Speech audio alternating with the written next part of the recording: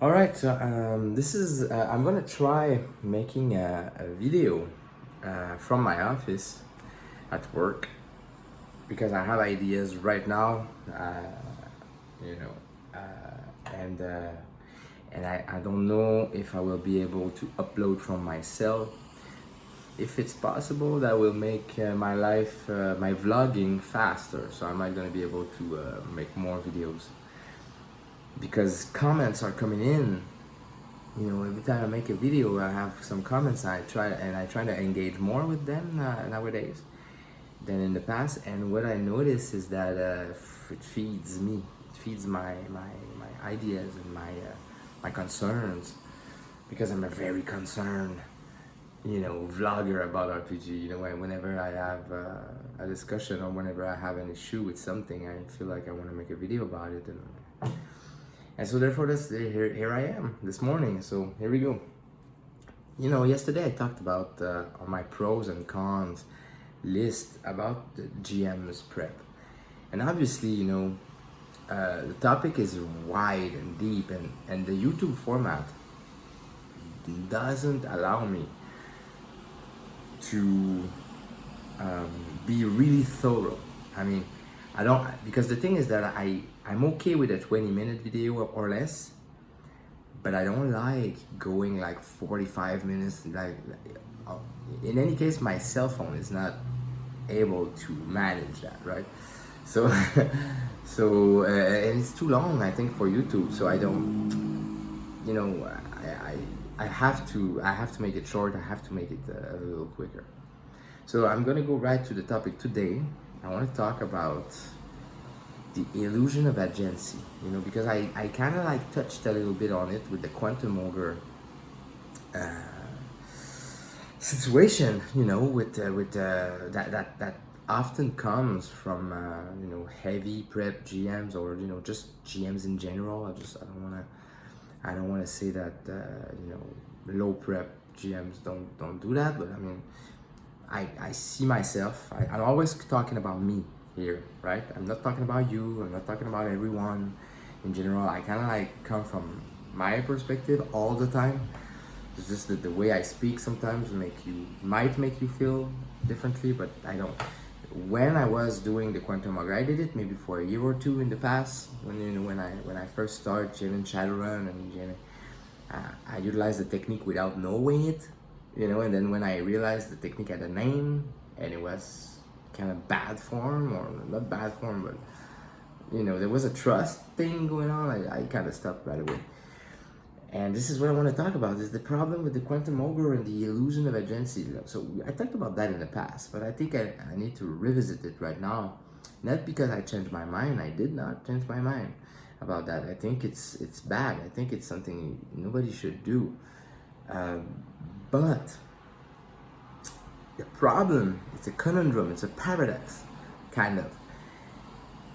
When a GM do quantum ogre or quantic tricks on players, so basically for those who don't know, there's 3 doors. There's the fire door, there's the ice door, and there's the dragon door. And which one do you choose? And no matter which one you choose, on the other side, it's the same thing. All right, so basically it's an illusion of agency or illusion of choice. So there is a prep going on, there is something in the mind of the GM, and fuck. That's not a good thing. That was a fucking hornet. Oh shit, it's still here. Get the fuck out of here. All right, get out. I'm sorry about that. All right, so I managed to fight a hornet this morning, level 1 hornet. That's good, it means I'm progressing. All right, so it's the illusion of choice and it's the illusion of agency. And the problem with the illusion of choice and the illusion of agency, for me, and for most people, I'm pretty sure, is trust. Is you feel like you're being cheated somehow, like you think that you're making a relevant choice. You know, you use your mind as a player, you use your energy, your cognitive energy, you use your strategy, you use your intentionality to make a meaningful choice, but it is not in the end. And you know, when you put so much energy in a game as a player, and when you put so much energy in reading a book and the rule and getting invested, and for a fake ass experience, that's, you know, that's coming from my heart. It's a fake ass experience. It's fake. It's kind of like, it's not a real world that you're exploring. It's just, you know, and it's kind of like it's deception. You know, it's cheating. It's deception. It's deceiving. It's I'm lacking the words, all right, in English to express how nasty I think this behavior is. Now, the thing is that on the other hand, on the GM's end, and for all of you people still doing it after 20 years, 30 years of gaming as a GMs, the thing is that it works. That's the problem. The problem is that nobody, you know, is gonna stand up in the middle of a session saying, "Yo, fucking Quantum Ogre GM, blah blah blah, don't do that on me," because first, there's no proof. As the player, you cannot prove it, so you don't wanna stop the session and jump on your high horse and call the GM out for something you cannot prove, right? And so therefore, it's easy. It's like an easy trick that GMs do. So, or GM does, or I don't know how to say that, but it's like it's like you can do it. Nobody will notice. But the thing is that it's a trust, it's a bond between the players and the GM. Like, you're not gonna do that on me. I mean, you're gonna give me real agency, right? Right? It's kind of like, you know. And but we never know, and so therefore, we have like this conundrum, this paradox here, where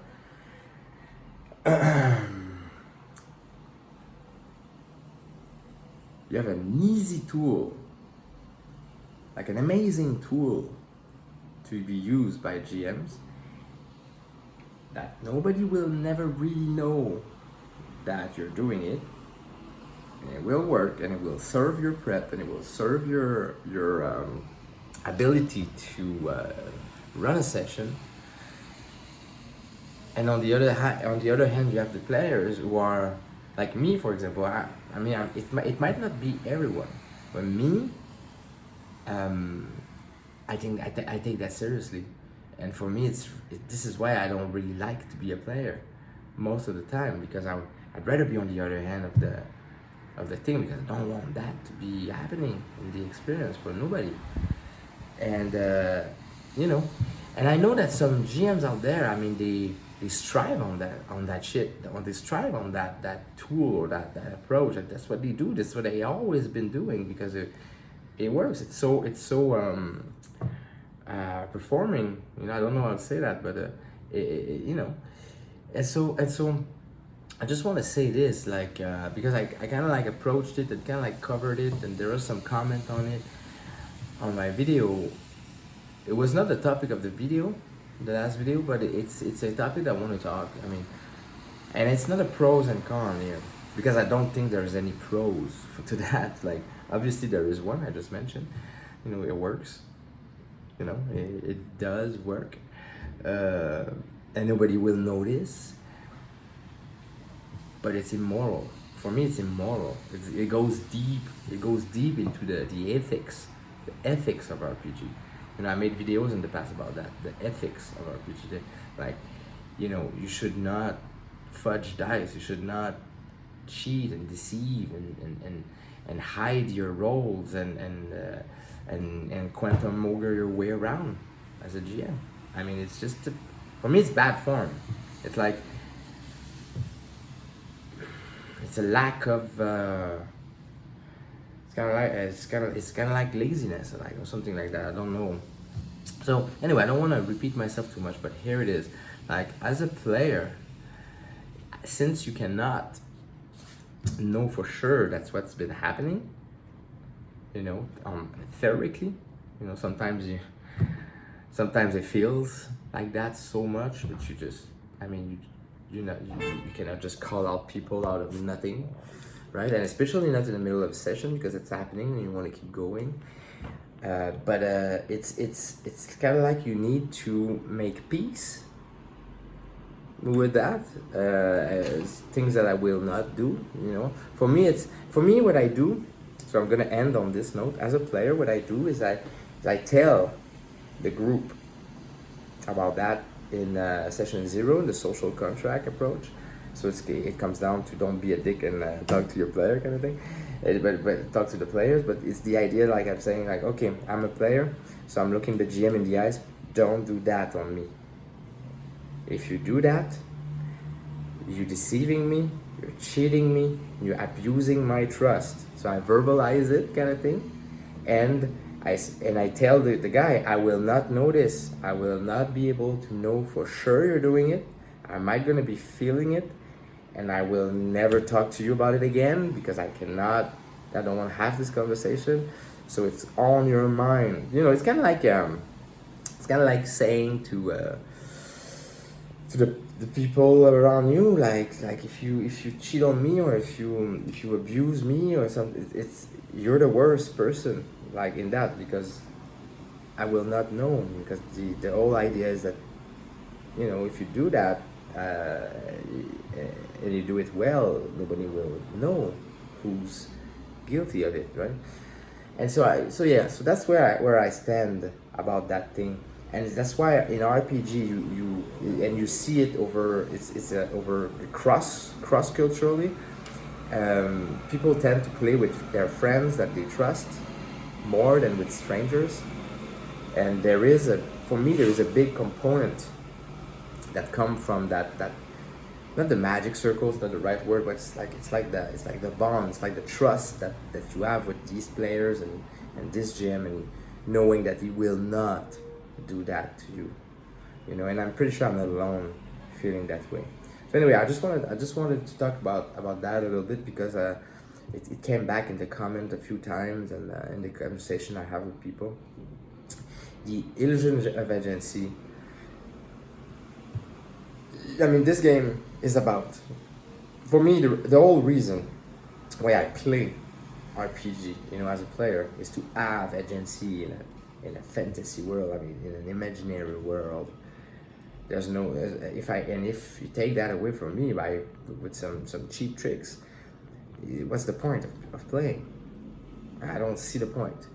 You know, the whole thing is to you know, it's to do that and see what happens.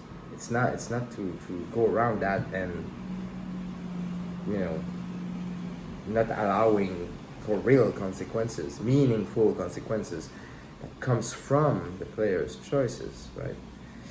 Anyway, that's all I have to say about this. Thank you for watching, and hopefully this will be posted from work, and I'll be able to maybe do faster responses and faster video. Thank you for watching. Talk to you soon.